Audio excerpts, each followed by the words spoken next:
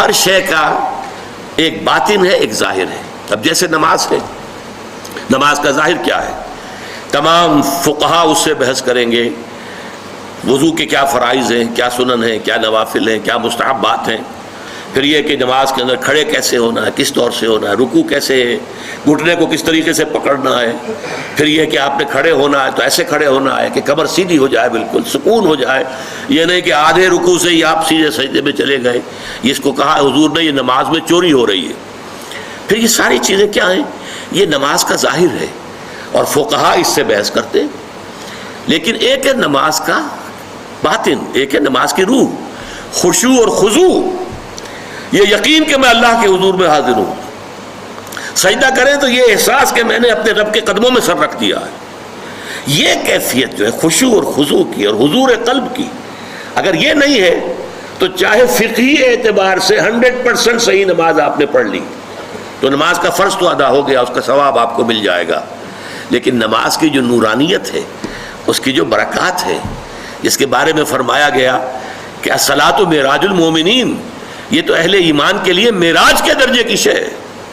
لہٰذا وہ کیفیت آپ کو حاصل نہیں ہوگی. تو ہر شے کا ایک ظاہر ہے، ایک باطن ہے. ایک اس کے ظاہری احکام ہے جن سے بحث کرتے ہیں فقہا، فقہ بحث کرتی ہے، شریعت بحث کرتی ہے. دوسرے داخلی کیفیات ہیں، ظاہر بات ہے فقہ اس سے بحث نہیں کر سکتی. اب جیسے نماز ہے، نماز کا ظاہر کیا ہے؟ تمام فقہا اس سے بحث کریں گے. وضو کے کیا فرائض ہیں، کیا سنن ہیں، کیا نوافل ہیں، کیا مستحبات ہیں.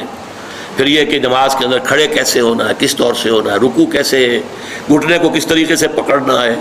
پھر یہ کہ آپ نے کھڑے ہونا ہے تو ایسے کھڑے ہونا ہے کہ کمر سیدھی ہو جائے، بالکل سکون ہو جائے. یہ نہیں کہ آدھے رکوع سے ہی آپ سیدھے سجدے میں چلے گئے. اس کو کہا حضور نے یہ نماز میں چوری ہو رہی ہے. پھر یہ ساری چیزیں کیا ہیں؟ یہ نماز کا ظاہر ہے اور فقہا اس سے بحث کرتے. لیکن ایک ہے نماز کا باطن، ایک ہے نماز کی روح، خشوع اور خضوع. یہ یقین کہ میں اللہ کے حضور میں حاضر ہوں. سجدہ کریں تو یہ احساس کہ میں نے اپنے رب کے قدموں میں سر رکھ دیا ہے. یہ کیفیت جو ہے خشوع اور خضوع کی اور حضور قلب کی، اگر یہ نہیں ہے تو چاہے فقہی اعتبار سے 100% صحیح نماز آپ نے پڑھ لی تو نماز کا فرض تو ادا ہو گیا، اس کا ثواب آپ کو مل جائے گا. لیکن نماز کی جو نورانیت ہے، اس کی جو برکات ہے، جس کے بارے میں فرمایا گیا کہ الصلاۃ معراج المومنین، یہ تو اہل ایمان کے لیے معراج کے درجے کی شے ہے. لہٰذا وہ کیفیت آپ کو حاصل نہیں ہوگی. تو ہر شے کا ایک ظاہر ہے، ایک باطن ہے.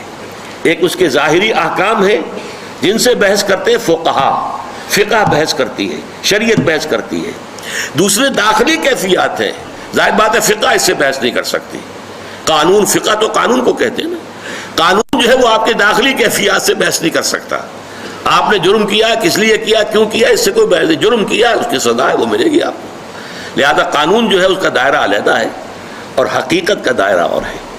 ہمارے ہاں ان کو عام طور پر کہا جاتا ہے صوفیہ، مرشد لوگ، جو کچھ اندرونی اور باطنی اصلاح کی طرف لوگوں کو توجہ دلاتے ہیں.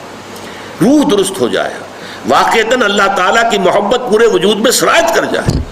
واقعی جب کھڑے ہوں اللہ کے حضور میں تو معلوم ہو کہ اللہ کے سامنے کھڑے ہیں، اور ایک لرزہ طاری ہو جائے. حضرت علی رضی اللہ تعالیٰ عنہ جب کھڑے ہوتے تھے نماز میں تو جسم جو ہے کانپتا تھا، اور سارے پٹھے جو ہیں بہت ہی، حالانکہ آپ کا جسم بہت مضبوط تھا، بہت سخت، لیکن وہ نرم پڑ جاتے تھے. چنانچہ ایک موقع پر آپ کے جسم میں کسی جگہ پر ایک تیر گھپ گیا، اس سے بہت کھینچا نہیں نکل رہا تھا. پٹھے جو اندر سے ایسے کھینچے ہوئے تھے کہ انہوں نے اس تیر کو پکڑا ہوا تھا، جکڑا ہوا تھا. حضرت علی نے فرمایا کہ ٹھہرو، میں نیت باندھ لیتا ہوں نماز کی، پھر اس کے بعد تم اس تیر کو کھینچ لینا. اور وہی ہوا.